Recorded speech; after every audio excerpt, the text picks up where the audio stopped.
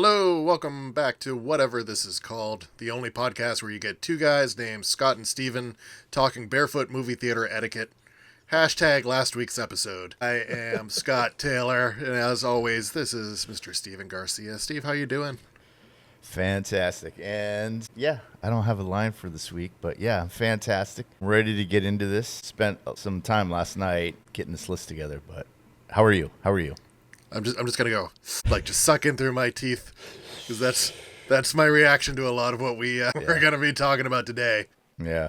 This week's episode, we're diving into the deep end of cinematic discomfort, cringe movies. We're not just talking about bad movies. We're talking about the ones that made you literally suck air through your teeth like that. Maybe it's a premise that didn't age well, or a performance that aged immediately, or a trailer that gave you secondhand embarrassment before the movie even dropped. Sometimes it's one actor hamming it up. Sometimes it's a single scene that makes you whisper, yikes, to just the universe. Sometimes, God help us, it's the entire 90-minute experience. So buckle in, because we're going to talk about these films that make you wonder, how did anyone think this was okay? Steve, there's a lot of premises out there that you can just look back on, and there'll be groups of them, or there'll be individual movies that just make you shudder, right? Yeah, definitely. And as a kind of like I don't know what you would call it, but I think my movie snobbery is going to be on full display during this hour or 45 minutes that we're talking. Because as I had told you before we went on air here, a lot of these, I looked up a lot of the cringiest, kind of top 100 cringiest movie type lists, and they basically had all the same movies in them. And I just remember that most of these are cringy at the time, or maybe they were at the time, but now I look back on them kind of like I would say there's a couple of scenes that I would look back on Empire Records as like cringy. But at the time I didn't really think that, so this is going to be interesting. This is really going to be interesting. So I can't wait. Yeah, I want to throw the one that sparked this idea out at you first, because this is what sparked the idea of this episode. And folks, there's many other podcasts and YouTube clips about people summarizing these movies. This is our view of it, our take on it. So if we talk about anything and you want to see other things, yeah, go find the universe of stuff that's out there on YouTube or podcasts, because that's what I did. I just heard about this one movie, and then I just went down a rabbit hole. So this movie, I don't know, it'll be interesting to see if you've heard of this one or seen the movie or the trailer. The cast is McConaughey, Gary Oldman, Patricia Arquette, Kate Beckinsale, and a little bit of Peter Dinklage. Oh, it's that. I heard of it. I had never seen it, but I just heard of it probably about like 5-6 years ago. And it's called 2003's Tiptoes. Yeah. And that's what sparked this entire thing off. the trailer, you have to watch the trailer because it feels like it's a skit. It feels like it's just someone made this, fan-made, slice these things together, and it's a fake Saturday Night Live skit. It's Matthew McConaughey and Gary Oldman are brothers, but Gary Oldman is playing a dwarf in the movie. And he's playing it on his knees or in prosthetics, but he's Matthew McConaughey's brother, who's a dwarf. And the whole premise is Matthew McConaughey is the only normal-sized person in his family. His parents are dwarves. His whole family's dwarves. He's dating Kate Beckinsale, and he doesn't tell her. The brother, Gary Oldman, shows up, and they roll up this garage door, and there's just Gary Oldman on his knees. It is so, you just shudder. You're like, oh my God, this should not have been. When did this get greenlit? When was it made? And it ties into a little bit about some of these movies where the premise is supposed to be uplifting. Right, yeah. It's supposed to be positive, but when you still think about the movie itself, it definitely makes you cringe. Yeah, I think this was part of McConaughey's. I think when he was doing a bunch of romantic comedies, and his career was not going where he didn't want it to go, and he was kind of he made that movie Surfer Dude or something like that with Woody Harrelson around this time. So I think I just saw that trailer probably, like I said, probably a couple years ago now, probably, and didn't realize it was an actual film. And I did see the trailer. Now, that movie is going to make all my movies look like Academy Award winners. I mean, That's what we're talking here. Yeah, it's interesting because it's not like they couldn't find real little people to play the roles, because the entire rest of the movie is filled with real little people, including Peter Dinklage. I know. Peter Dinklage has a role in it, and it's a small supporting role thing. He could have played the main role, but the trailer itself is the thing that makes me cringe, because it goes, and in the role of a lifetime, Gary Oldman. And then you watch interviews with him now talking about it, and he's like, look, I had just been divorced. The writer's strike just happened. I was a single dad living, in a rental under the Hollywood sign. He's like, we didn't even have furniture. We had some IKEA stuff, but like we had a TV and 2 cushions in the living room. That was it. He's like, so I needed the money for this. And he's like, and looking in hindsight, it got a lot of other people working, because there was the actor's strike had happened. So he's not apologetic to it, but he's like, look, I needed the money for this. Yeah, I think, like I said at the time, I think McConaughey was in the same boat. I don't know. I mean, I think Beckinsale might have been in the same boat. She had that werewolf vampire movie. I think that was about it. Dinklage, I don't think he was in anything yet at the time, because I think Game of Thrones came out in 10, and then he did a movie before that called like the Ticketmaster or something. I can't remember what it was, but it was an indie movie, and I want to say that was in the mid 2000s. So I think this was kind of like for him an opportunity, and he was just like, "Good Lord, God damn it! All right, I'll take it." Yeah, he actually said that he has to do like a voice, and a Gary Oldman has to do a voice. And he says, well, yeah, I was Matthew McConaughey's brother. Like, Matthew McConaughey isn't going to do an accent. He's going to be Matthew McConaughey, so I have to be in the same cadence and tone of Matthew McConaughey. I just thought that was really funny that he's like, I just have to pretend I'm Matthew McConaughey. That is awesome. I think movies like that, come around, I don't know, once a decade maybe, like that in terms of the shamelessness of like, we just have to make a movie here. We have the money, so we're just going to slap together a movie. I mean, I'm thinking what comes to mind is The Room with that one. I mean, that's famous for being like the worst movie ever. And it's just, that's how it is in Hollywood. You're just hustling, you get a part, and you just have to, I mean, if you don't have any money and you want to break in, you got to roll the dice and be like, it's either this movie or I don't eat for 2 months. And that's what it comes down to. And I think, I don't want to say it's exploitive, but it's, I mean, probably is, but it's just, they're always far. There's so many streaming channels that everybody have content now. So I think it's even worse now, but yeah. You want to hear my Matthew McConaughey impression? Yeah. Hold on. I gotta loosen up. Look good, feel good. Look good, feel good. Okay, here we go. Hey, I'm Matthew McConaughey. Hey, all right. That's what I was going to do. Pretty good? Yeah. Here's mine. Hey, I'm Matthew McConaughey. That's my best. Whoa. That's all I got. You should take that on tour. That's pretty good. Yeah, I know, huh? That's what I've been told. Well, Steve, what other movies jump out in your mind when you're thinking about cringe stuff?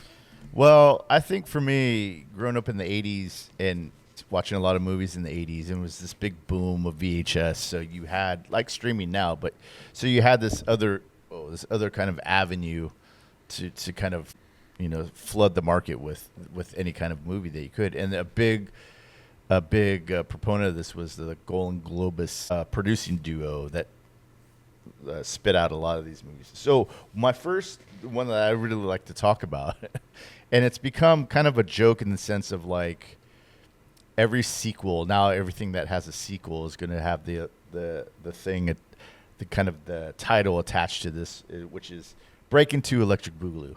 Mm-hmm. Now that was, to me, Breakin' was the first one, which came out in I think 83 or 84. I want to say 84. And had a great soundtrack. Soundtrack was popular. The movie was popular. Brought in, because breakdancing was big at the time.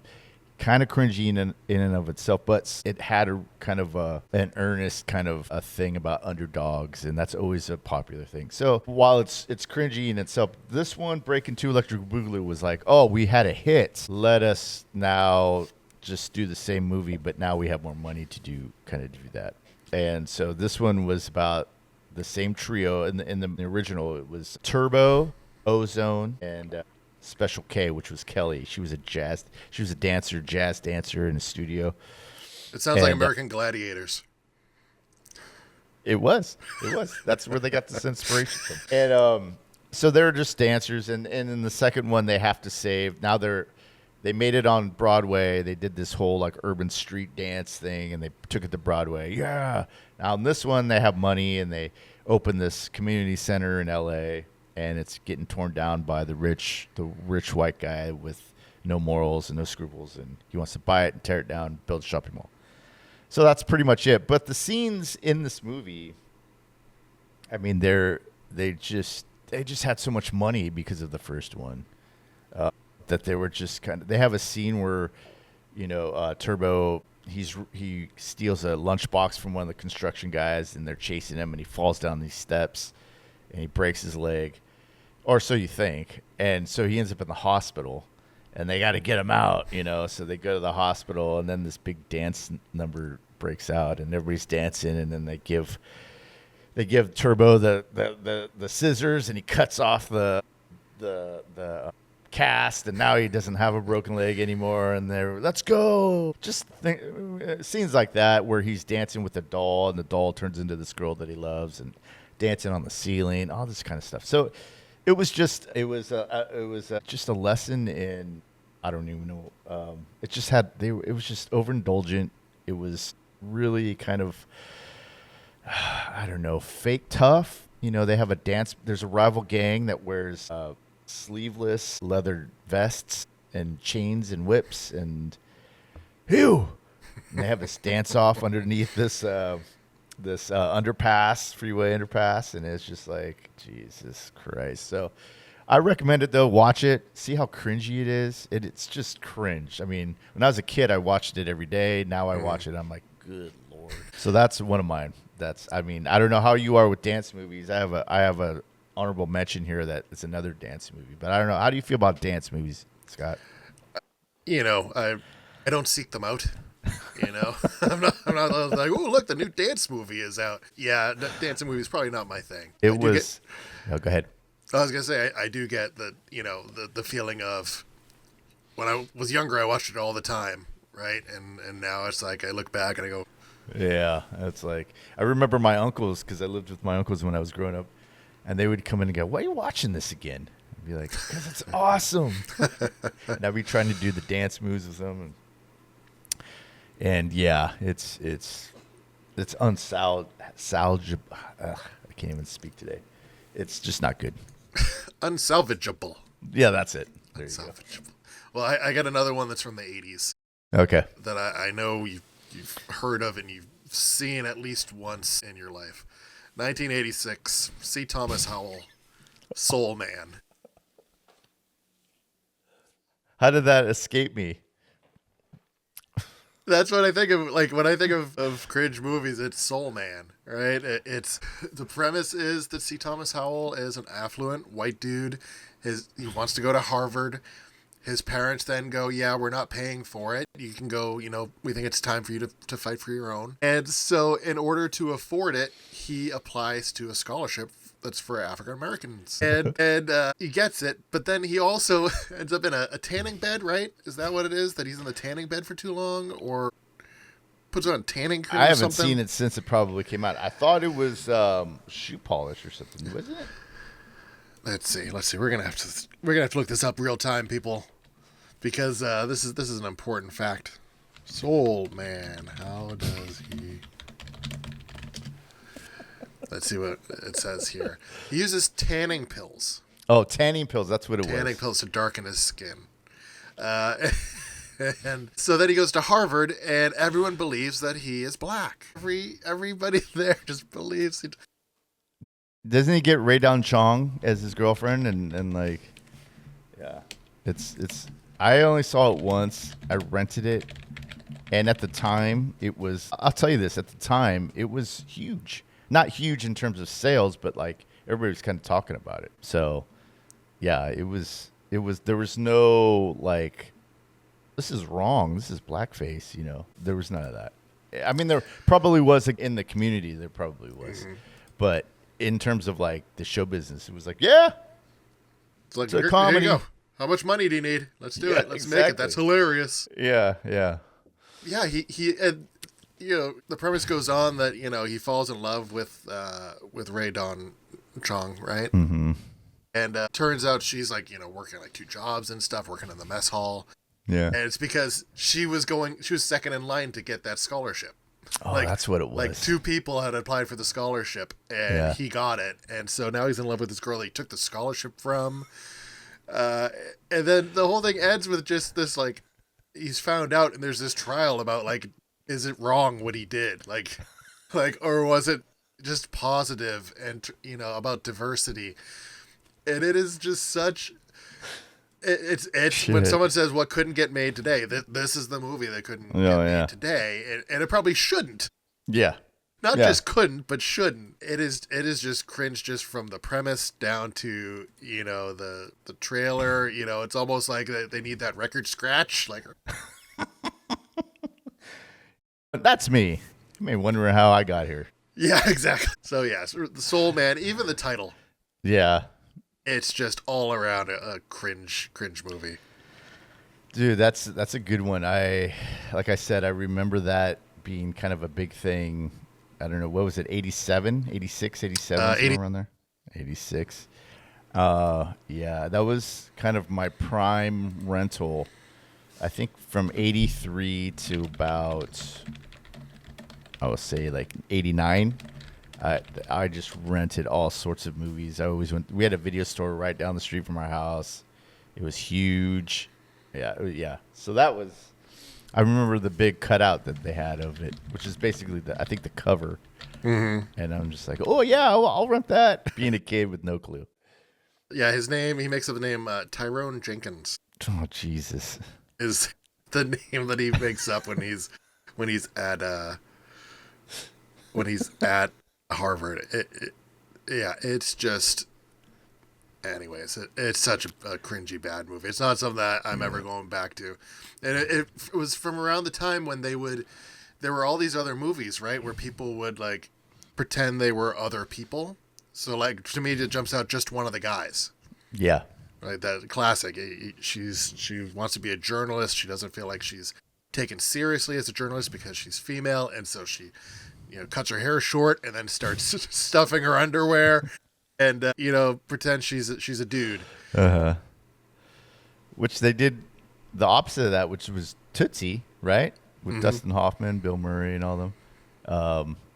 Yeah, that was just a big thing in the 80s, it seemed like. And then they bring it back with Rob Schneider and the hot chick. And that's another one that I was adding it as cringe. That is cringe. And there's a really funny scene in that, or at least funny to me. The dance off in that scene. Mm-hmm. Oh my goodness. I was on the floor the first time I saw that. But yeah, it is cringe.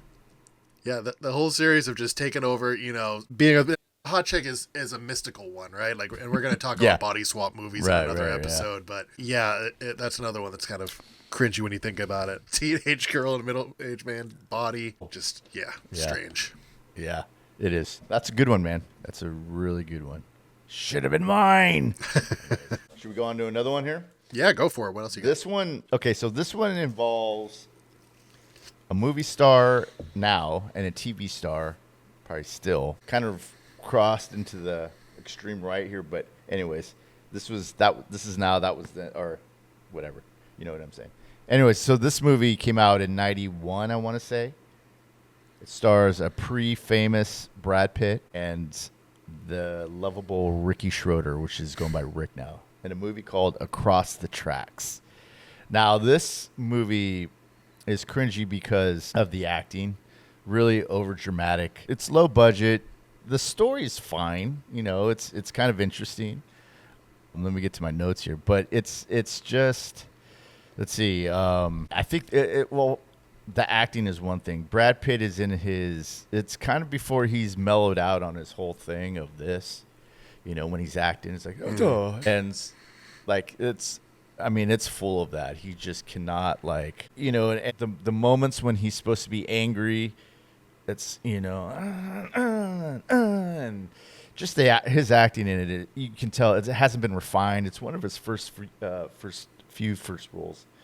Ricky Schroeder, on the other hand, he's kind of he was in The Champ in 78 or 79 with John Voight, and was on Silver Spoons, as everybody knows. And that was one of my favorite shows when I was a kid.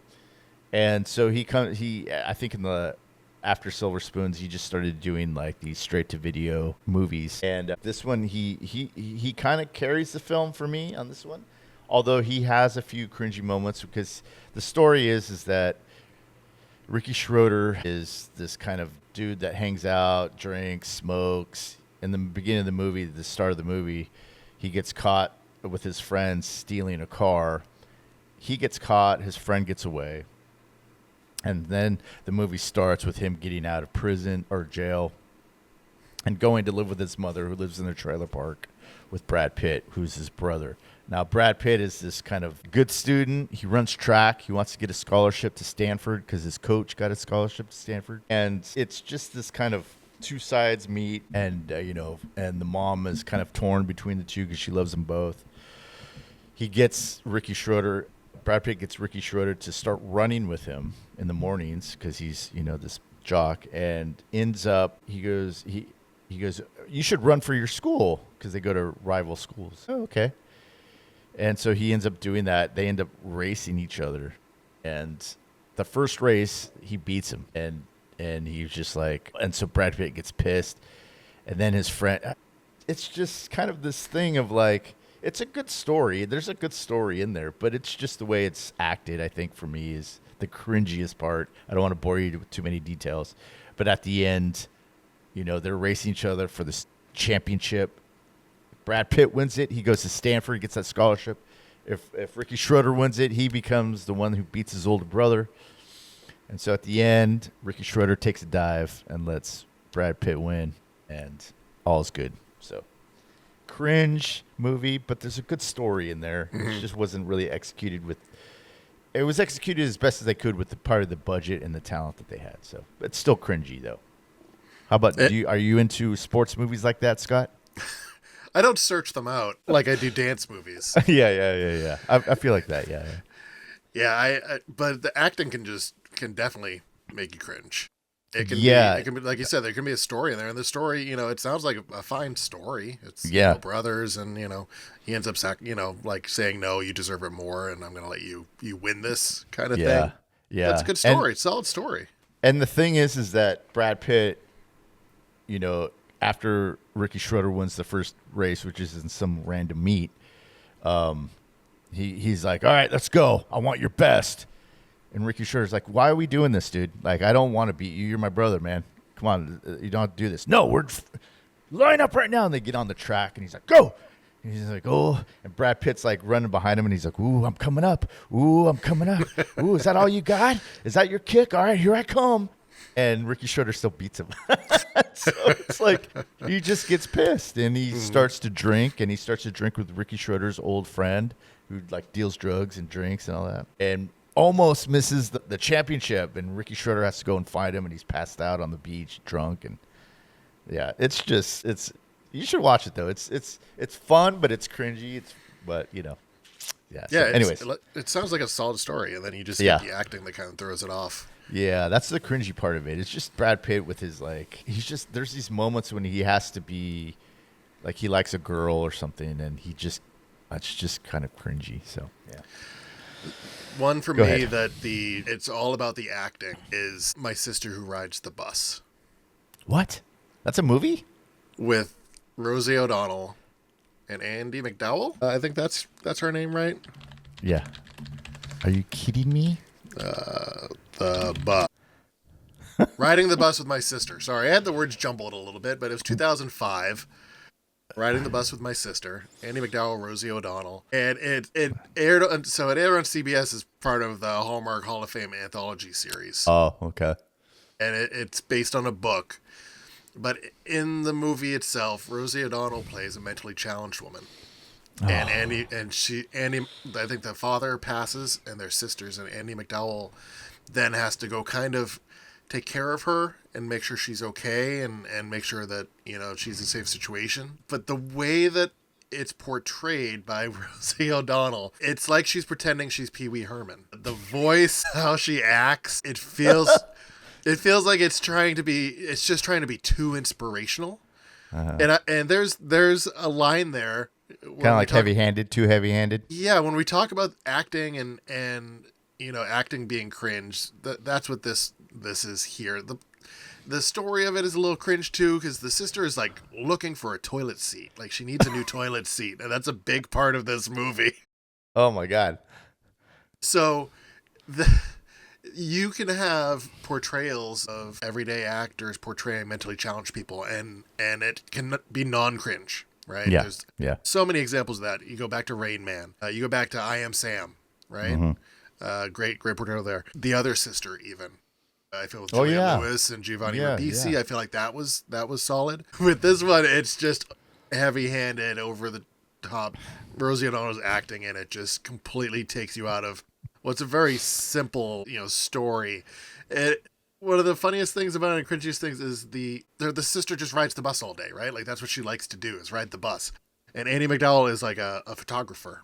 And so she's has to put her life on hold, and she's doing this gallery, but she has to put it on hold because she has to go deal with her sister. And then she says, I'm going to spend some time with my sister and just learn about her.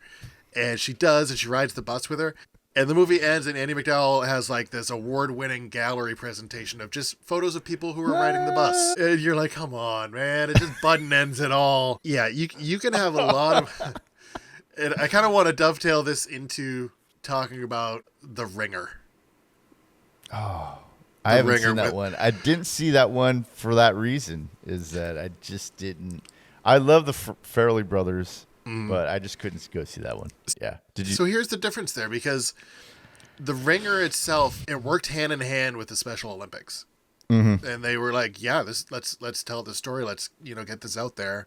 It employed a lot of mentally challenged people in the movie that were really funny. So actors or otherwise. Is that worth watching? Is that what you're saying? Yeah.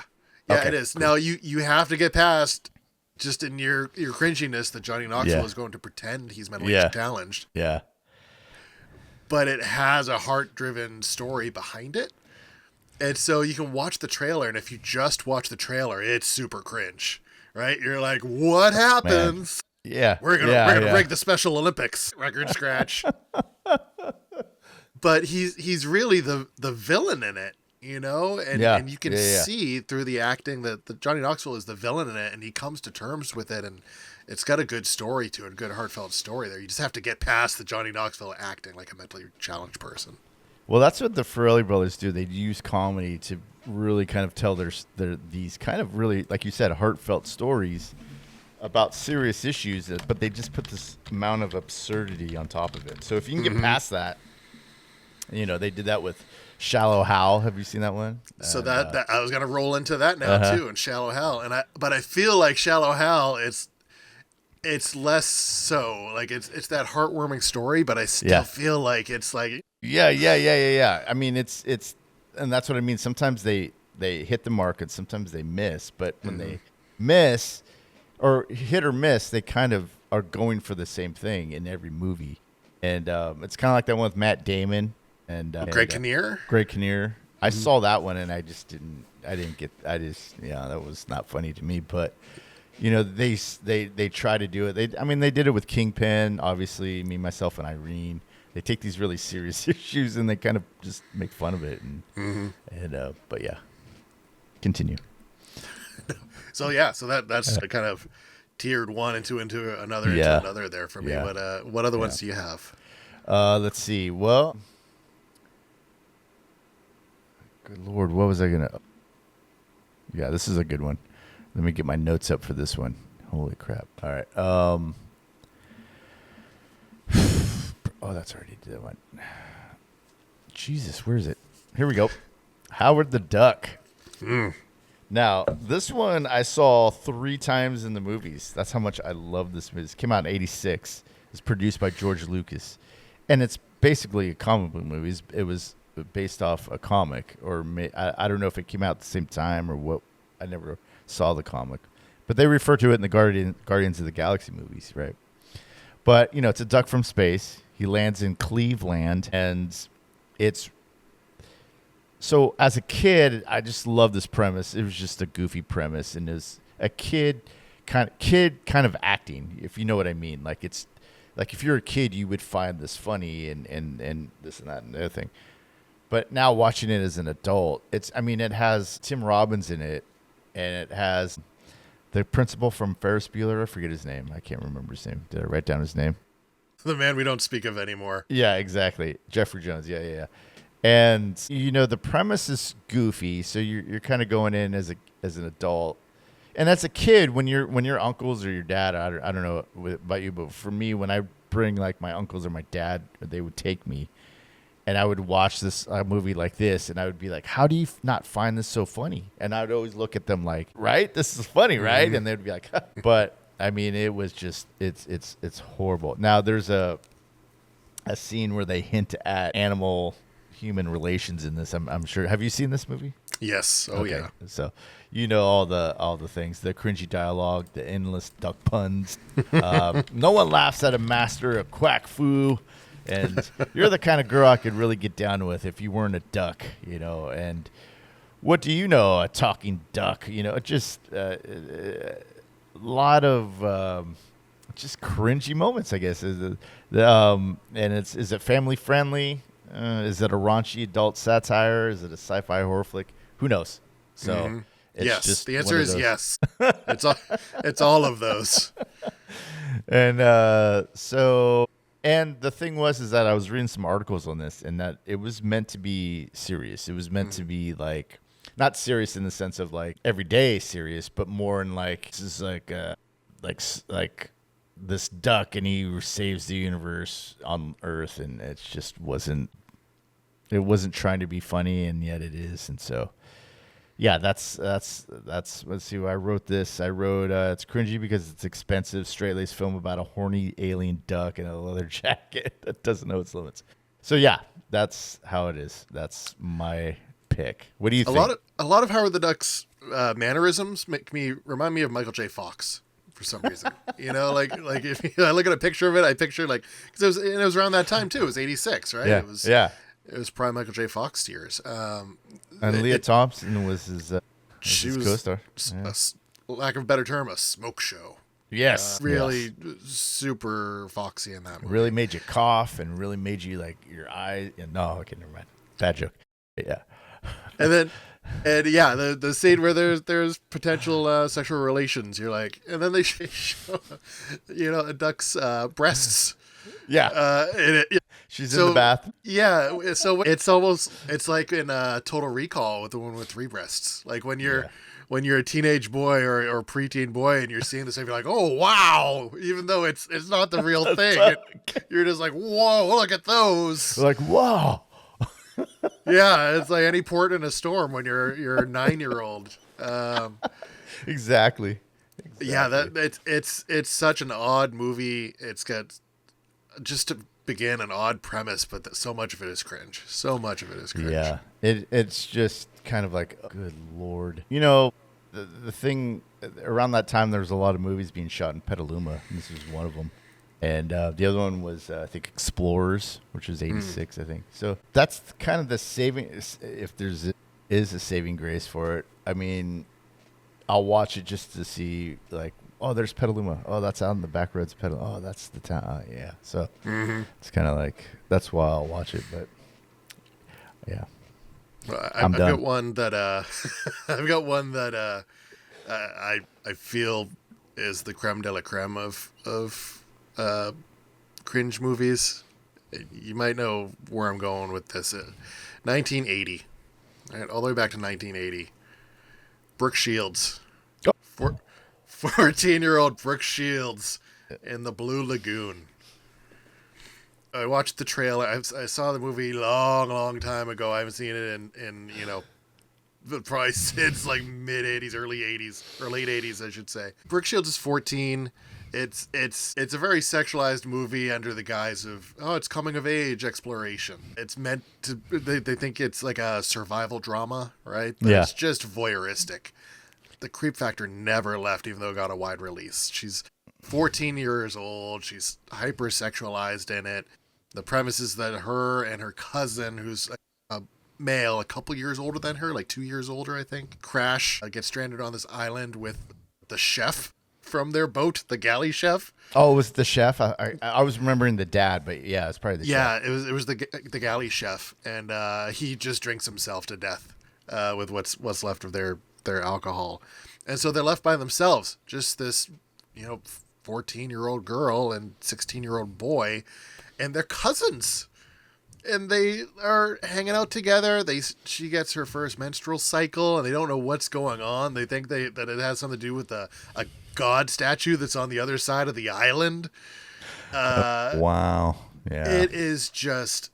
I feel like if you even watch the trailer, you get put on a list, right? Yeah. I mean, it was all over HBO when I saw it, and so 80, I was 6 or 7, so I shouldn't have even been watching it. But it was, at my age, I didn't know what was going on anyways, and so I was kind of with them in the sense of like, I don't know, I don't know what this is. Why am I feeling funny right now? Those kind of things, and so I think after that, I think I revisited it later on and just kind of shut it off, and it was like, I don't know how this continue. Sorry, I didn't mean to cut you off. No, you're good. Jump in whenever, because this is it's just a complete. Yeah, it was kind of. I think when I was a teenager, I think that's when I watched it or rewatched it, I should say, and was like, how did they even make this? Mm-hmm. That was my response. It's like, yeah. And they even made a sequel with Mila Jovovich and I can't remember the dude's name, but the dude that was in Charmed. And it was just really, really a retread of the first one. So went to Showtime After Dark. Yeah, it's not a realistic movie. Like it's just wildly idealized romance, Yeah, yeah. And just creepy stuff that's like, it's one thing to be talking about coming of age stories, right? That's one thing. Right. But this was just to the nine sexual. Yeah. This reminds me of Bo Derek movies. I think in the late 80s when I was a teen, my hormones all jumping and I was like, what's this? And I rented Bolero. Or no, wait. I rented Tarzan the Ape Man. That's what I rented. And it was Bo Derek, and all these movies are directed by her husband, John Derek, which basically he was a voyeur kind of thing. He just liked to see his wife getting on screen, and you can infer what I'm trying to say here. And that's all those movies were. And speaking of cringe, with the Blue Lagoon, this was kind of in the same thing. It was like, I saw this movie Bolero with her in it, and it was about bullfighting, and I thought, okay, there's going to be a lot of bullfighting in Spain and this and that. Well, the premise is that she's hasn't had sex, and so she's looking for the first, and she's going around the world, and she finds this bullfighter, and it was just like, and as a teen, you're like, okay, well, I guess this is all it is, and this is great, But looking back now as an adult and trying to sit through them, it's like, oh, Jesus Christ, man, these things. And that was kind of the thing, the straight-to-video. I think that Birth did was that the straight-to-video kind of Cinemax style, whatever, softcore or whatever it is. So, yeah. Mm-hmm. Cringy. Cringy. All right, cool, man. You got any other ones you want to throw out there? Well, I got a couple, but I'll just, these are kind of like setting it up on the tee. These are really kind of easy. Superman 4. That one, we all fell in love with Superman. Superman, the original. We just talked about it a couple weeks ago. And Superman 2, there's this argument that maybe that's even better than the first one, which I don't ascribe to, and then 3 kind of jumped the shark and had Richard Pryor. But 4 is where I think Christopher Reeve, after 3, was like, I don't want to do any more Superman movies. And so I think what they enticed him with was a big budget, and you get to kind of pick the story. And so Christopher Reeve was like, and I get to do kind of my pet project that I've always wanted to do. And they're like, sure, okay, great. We'll give you that. Street Smart with Morgan Freeman. And so Superman 4 gets into production, and immediately they're doing like 3 or 4 movies at the same time at the production company, Golan Globus. And suddenly they cut the budget in half, and the special effects suffer from it. And you can see they're just reused shots. I mean, there's a shot of Superman flying straight into the camera that they reuse all over the place. And the story is just ridiculous. There's even a scene or a whole section was cut out. Well, the premise is that Gene Hackman uses Superman's DNA to create a man, and they call him Nuclear Man. Have you seen this movie before? It's been a long time. Okay. There's there's Gene Hackman right there. There you go. Bam. And his first attempt it didn't work, and it was this kind of blubbering, overweight kind of looking dude and with a bad wig, and everybody thought it was going to be what do you call him? The Superman that's the opposite. Oh, like Bizarro? Bizarro. They thought that should have been Bizarro Superman. So they cut that out of the movie, and they make the one with the blonde hair, the mullet, muscles, nails. But he has Gene Hackman's voice. He overdubbed the voice. Now, the story is just ridiculous. It's just, he takes Mariel Hemingway, which is the new editor-in-chief of the paper, and he takes him into space, and Superman has to chase him, and they're fighting in space, and they have this woman that's in space and without a spacesuit or anything. He's moving the moon to eclipse the sun, so Nuclear Man loses all his power. Just the fight on the moon. It's just really kind of cheesy. Mm-hmm. It's cringy. The acting is just kind of everybody's there. You can tell everybody's there just for the paycheck. They have another memory wipe of Lois Lane. At this point, Lois Lane probably has her memories kind of like Swiss cheese probably by this time. So it's just cringy. It's cringy to watch. I'll put it on every once in a while when I just need to kind of, like I've watched 2 and 3. I'm a big fan of 3. So I watch 3 just to fill it out, just to kind of complete the thing. I'll watch 4, But what about you, man? What are your thoughts on Superman 4? Yeah, it's the scenario where things just go too far. Yeah. Like just let things die. Let things just end when they're good or somewhat good. Yeah. Don't push them into the grave. Just kind of let them go off into the sunset. Yeah. It's really hard to do that when you get a franchise that makes money. Yeah. We've seen that so many other times in movies. And it still made money. It just didn't make a lot of money, and it was kind of the ending product was not worth kind of going through that and losing some integrity points there. But well, now it'd be like, since it's a different time, you'd be like, yeah, I'll just wait till it comes on streaming. Yeah. It's definitely not something you'd rush out to the theater to see. Even though we say any Superman movie, we're good with any Superman movie. We'll see it. Yeah. But you now have that weight of, I'm not going to see it in the theater. And they still put so much weight on how much money did it make in the theater? Did it make its money back? Did it make more than its money back? Yeah, that's a good point, because I think at the time, same with TV, you had 4 networks. And so the same thing was that you just had theaters. You didn't have streaming. You had the theaters, and then you had VHS or Beta, whatever you watched. And so you had that back end coming in. It's almost like another opening, when they came out on VHS. So I feel like that kind of helped recoup a lot of those expenses. But I mean, like I said, the end product just wasn't worth going through all that stuff. And it's supposed to be in Metropolis in New York or whatever, and you can see in some shots it's just flat outside of a building. It's just a flat land. They're out in the countryside in some like Eastern European country that's just flat, and so you're just like, okay, yeah. So well, one cringy fact that I found out when going through this, and I never thought about it, and this might be a well-known fact to big movie fans, but the movie Short Circuit, right? Fisher Stevens was not Indian. He was in brownface for the movie Short Circuit. Yes. And back then, you wouldn't know that, right? That wouldn't come out, in the news stories at the time or anything like that. But now with the internet, you've got all these facts out there that you can find out about all these old movies. The 80s were just a different time. And people I know will be like, well, of course, it's old. It was back, 30, 40 years ago. Mm-hmm. But no, it just really was a different time. And yeah, there was some outcry, but at the time you had these really marginalized groups that really didn't get a lot of airplay because of, who was in power and the media and what was getting put out in terms of entertainment.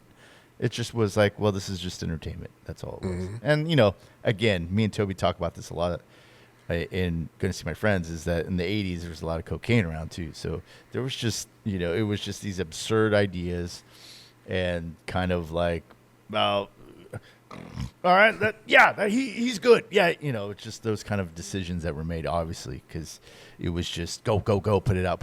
So yeah, different time, man. I was talking this topic with family yesterday, and I was like, just think about the movie Mannequin. I was like, who's gonna make that premise? The sexualization of it, like it's not something. And we always circle back to this when we're talking like these old movies and stuff. Yeah. Could not be made today for many reasons, including the premise. Hey, let them say we're crazy. What do they know? Yeah. So yeah. I had Fisher Stevens in Hackers was one of mine that I wanted to get to, but that was kind of cringy too. And he plays this kind of like swarmy computer hacker, and just whatever. Yeah. The 80s, man. Well, that was a 90s film, but we were talking about the 80s. So, anyways. You got any other key cringe ones out there? The acting in Hackers, it was kind of cringy. It's very, you could tell that there was a lot of first-time actors. Angelina Jolie was in it. John Lee Miller were great. I think they kind of carried that movie on their backs. All the other ancillary characters. Matthew Lillard was pretty cool, but he was a little over the top because that was his character. Some of his line deliveries are cringy. There's this other character in there that's really cringy because you could tell he was a first-time actor, so a lot of the stuff was like, oh, dude, it was just all their line deliveries was kind of like, it was like acting when you're first acting. I don't know if that makes any sense. When I was at school, we would do like scenes, and I would have to direct a scene. There was people that you knew that kind of had it, that not necessarily could go on TV and do all this, but just could get a grasp on acting. And then there was people like me and other people that just didn't. And you could tell. So in Hackers, there's a couple of characters in there that you could tell that just were not actors, and they were just. But it was fun. It's a fun movie. I still watch that from time to time, just because of the strength of Johnny Lee Miller and Angelina Jolie. And even they have some cringy line deliveries in that. So it's just, and the whole idea that the internet was just born probably like the year before, and computers were starting to get big, and so there was all this computer talk that you knew was. Now it's like, they're saying stuff like, oh yeah, it's got 256 gigs of power, and you're just like, oh, that's not a lot. You're like, my phone has more than that. Yeah, exactly. So it's like, so it's just this thing that they kind of capitalized on the kind of proliferation of computers and computer talk, and they just throw a bunch of mumble jumble, and yeah. So when I think of early internet and early computer in movies, I think of the net when Sandra Bullock orders the pizza. Yeah. That's the one thing I think of. It's like, whoa, you can order a pizza on the internet. Yeah, that's the same thing with Cable Guy. Cable Guy came in, at 98? Wait, I don't even know. But Cable Guy, Jim Carrey's character was like, you could play a video game with somebody in Vietnam, and you can order your groceries and have them delivered. And little did he know that was that's how we are now. That's what's going on right now. So, yeah. How about you? You got any more? You got anything else? No, the only other one I had was Cats. Yeah, I was waiting for you to kind of bring that up because I've never seen it. I've never seen it. I've never seen the Broadway musical either. I saw the Broadway musical back when I was like 10. I've had to recite some of it in some speech and articulation classes in college, but no, just the trailer was enough. I don't need to see Idris Elba's cat butthole. I don't need to see these people licking themselves and cleaning themselves. I don't need any part of that. The trailer itself was enough. When that was announced that was going to get made, I just could not. picture any possibility that that was going to be a hit. And there are things that you see on Broadway that are musicals that was just one that should not have been. If they were going to do it, they should have done it animated. Mm-hmm. That was the only thing that I could think of. But live action, that's I don't know. That was a swing and a miss for sure. How about what do you think, really quick, because I know we got to get out of here, but what did you think about the Wonder Woman movies? Like Wonder Woman 1984. That was pretty cringy. I couldn't sit through it a second time. What did you think? Yeah, it was definitely all over the place. Yeah. And kind of heavy-handed with was I can't even separate the first one and the second one in my head. I know the second one had Pedro Pascal, right? And it had Christian Wig, and they were just jet setting all over. Oh, we got to go get this, and then the next scene they're like walking. We're like halfway around the world walking to some place, and it's like, and they did that multiple times, and just Gal Gadot's acting is just, she just cannot act, and I can see why she's not anywhere in movies anymore. I think she was like in Snow White or something, but she was in that movie with Ryan Reynolds and The Rock, and it could not get past the first couple scenes with her in it. I was like, this is trash.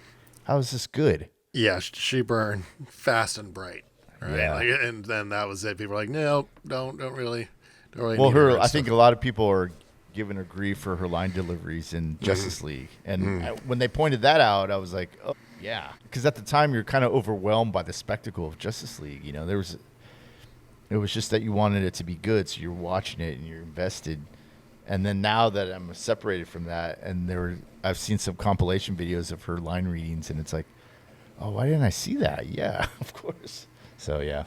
Well, she kind of was the face of the whole during COVID. Imagine video with the celebrities all singing. Imagine all the people. Oh. And it was all the celebrities, and it's like, I forgot all about that. It's like you guys had such a hard time with your money and your large palatial estates that you can roam, and we're here in 900 square foot apartments. That was, oh geez, we gotta put out a hit list about who was in that video and just be like, were there some, I can't even remember because I didn't watch it. I just remember hearing about the backlash. I just never, was there any like people that we like in that, or?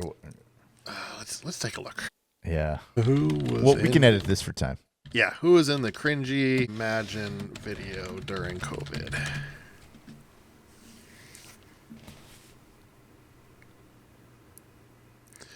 And of course, Rubes is like, oh yeah, no, there was no name of the guy in Soul Man. It wasn't Tyrone Jenkins, even though it told me it was Tyrone Jenkins. I'm like, Rubes, doing this live here, buddy. So so for the Imagine video, Gal Gadot organized it. Mm-hmm. It was in March of 2020 during the first wave of lockdown. So the lineup included Overflowing Wealth in the backdrop, featuring Kristen Wiig, Natalie Portman, Will Ferrell, Pedro Pascal, Mark Ruffalo, Zoe Kravitz, Amy Adams, Maya Rudolph, Linda Carter, Leslie Odom Jr., Nora Jones. A bunch of people just all telling us, hey, it's all going to be okay. And was it for like raising money or something? I don't even think it was. I think it was just like to help people, to try to get people to like feel okay that, hey, let's do this together. We can do it together. Well, because I mean, at least USA for Africa raised so much money for Ethiopians that it was like, okay, you can get kind of past the cringy, we are the world. Yeah. I mean, because that's a cultural event anyways, but you can get past it just because they raised all that money. But we're going to definitely have to do an episode where it's the COVID years, and we just focus on 2020 through like 2024 and the spectacles and the things we watched but we normally probably wouldn't have watched, like Tiger King. And I didn't see that either, but I heard all about that stuff. So yeah, that'll definitely be an episode. That was, as an introvert, that was like probably my most prolific era of being creative during those shutdowns. Yeah, about that. Anyways, yeah. Well, I think we've tapped that cringe well. I want to hear what other people think are cringy, man. I gotta hear it. It's a lot of it is personal. A lot of it, are you like, why isn't Jack and Jill on here? No. Why isn't that on there? Why isn't 16 Candles on here because of Long Duck Dong's caricature, racial caricature? White chicks. White chicks. Is that your version of cringe? Like, what makes a cringe movie to you? What makes you just kind of shudder in your seat and look through with 2 fingers between your fingers, holding your hand up in front of your face? What we want to hear from you. Tell us on social media, our Insta, our chats, our YouTubes, anywhere you can find us, or just like I say, send us a postcard. Send a snail mail postcard to 123, whatever this is called, 123 Main Street, Anytown, USA. We'll get it. That's our podcast office location. So yes. Until next week, this is whatever this is called, and we will see you then. Thanks, everybody.